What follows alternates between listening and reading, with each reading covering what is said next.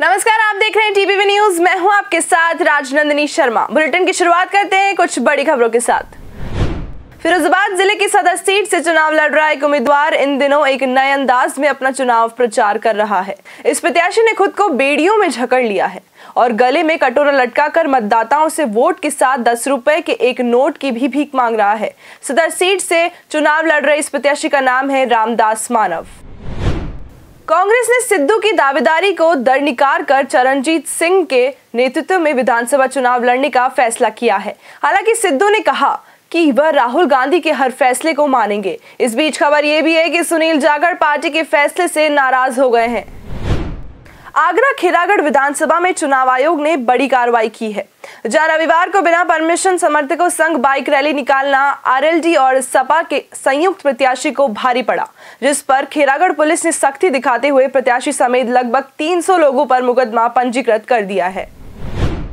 समाजसेवी रूबी आसिफ खान ने रविवार को अपने आवास पर बीजेपी की दोबारा जीत के लिए हवन यज्ञ का आयोजन किया।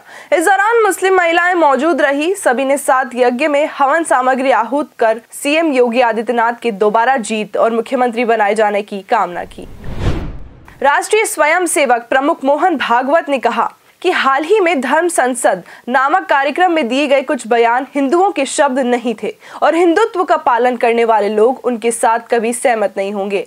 वह लोकमत के नागपुर संस्करण की स्वर्ण जयंती के अवसर पर लोकमत मीडिया समूह द्वारा आयोजित एक व्याख्यान श्रृंखला में हिंदुत्व और राष्ट्रीय एकीकरण विषय पर बोल रहे थे।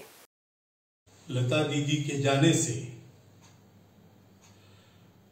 केवल मैं ही नहीं, प्रत्येक भारतीय के मन में जो वेदना और रिक्तता उत्पन्न हुई है उसको शब्दों में वर्णन करना कठिन है।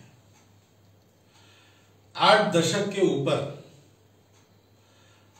अपनी स्वरवर्षा से भारतीयों के मनों को सिक्त करने वाला, तृप्त करने वाला, शांत करने वाला आनंद घन आज हमने खो दिया। वो अब नहीं बरसेगा। लता दीदी शुचिता और साधना की प्रतिमूर्ति थी। उनकी संगीत साधना के बारे में तो बहुत सारे लोग जानते हैं। इतनी स्वर सिद्ध गायिका होने के बाद भी, विश्वमान्य गायिका होने के बाद भी किसी गीत को गाना है तो उसकी तैयारी और उसका अभ्यास वो उतना ही करती थी जितना और कभी 13 साल की आयु में गाना शुरू किया तब करती होगी। लेकिन सभी क्षेत्रों में उनकी ये तपस्या है। अपने व्यक्तिगत जीवन में, अपने कौटुंबिक जीवन में, अपने सामाजिक जीवन में और अपनी आजीविका के यानी व्यावसायिक जीवन में सर्वत्र उनका व्यवहार यानी शुचिता और तपस्या का, साधना का आदर्श उदाहरण, अनुकरणीय उदाहरण सबके लिए था। ऐसी सर्वार्थ से यशस्वी और सार्थक जीवन का उदाहरण हमारे सामने प्रस्तुत करने वाली लता दीदी चली गई। शामली के कैराना विधानसभा में चुनाव प्रचार के लिए पहुंचे प्रदेश के उप मुख्यमंत्री केशव प्रसाद मौर्य ने बताया कि 8 फरवरी यानी कल भाजपा अपना संकल्प पत्र जारी करेगा। वहीं विपक्षी पार्टियों पर निशाना साधते हुए उन्होंने कहा कि अगर सारे विरोधी एक भी हो जाएंगे तब भी यूपी में भाजपा की ही सरकार बनेगी। हम प्रदेश में एक बार फिर 300 से ज्यादा सीटें जीतेंगे और 10 मार्च के बाद भाजपा की ही सरकार शपथ लेगी।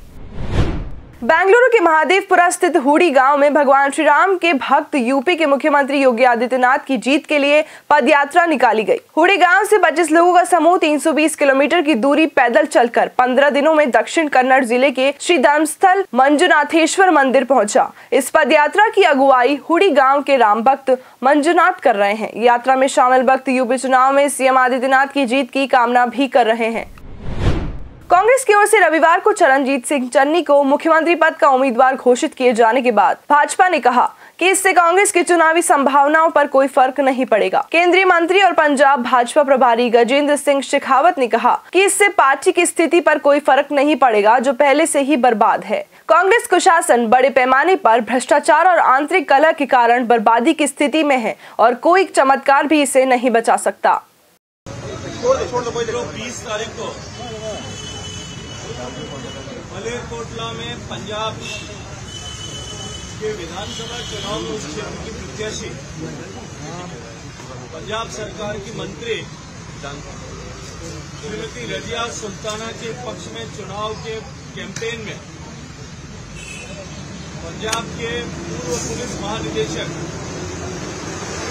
और जिनको पंजाब प्रदेश कांग्रेस कमेटी के सदर के अध्यक्ष नवजोत सिंह सिद्धू जी अपना स्ट्रेटेजिक एडवाइजर ऐसा बताते हैं और जिसकी स्वीकारोक्ति बार बार मुस्तफा साहब भी करते हैं, उन्होंने एक घृणास्पद बयान दिया।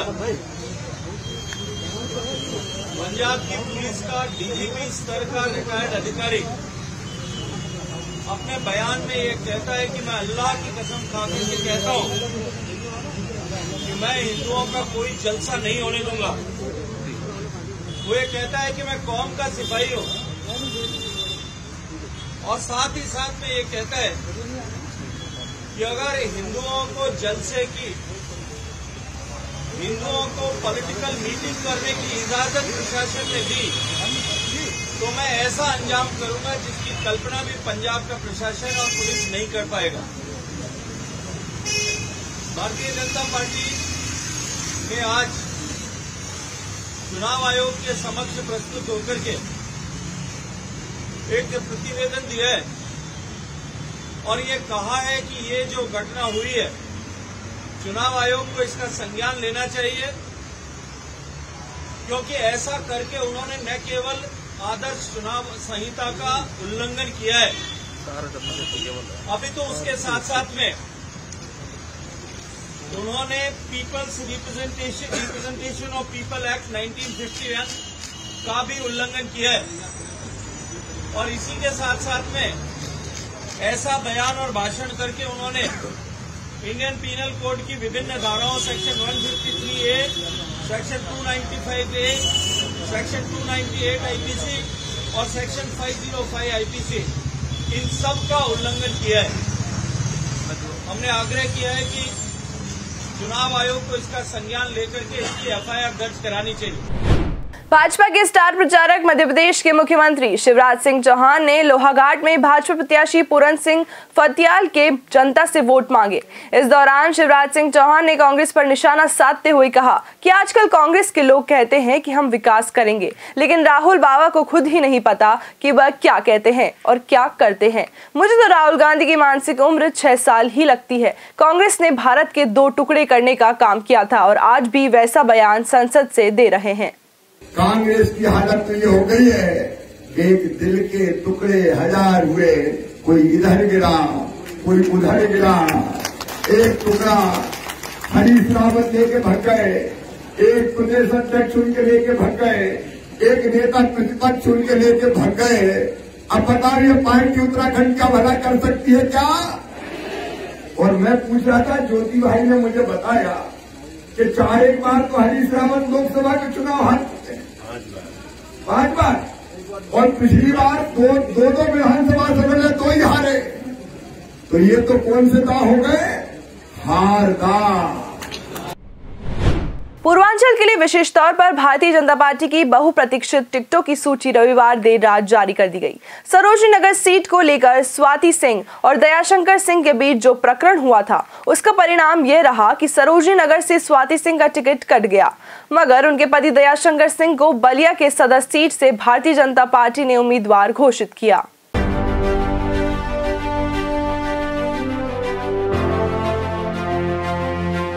नमस्कार, टीपीवी न्यूज में आपका स्वागत है। मैं हूं आपके साथ रुपल शर्मा। आइए रुक करते हैं खबरों की ओर।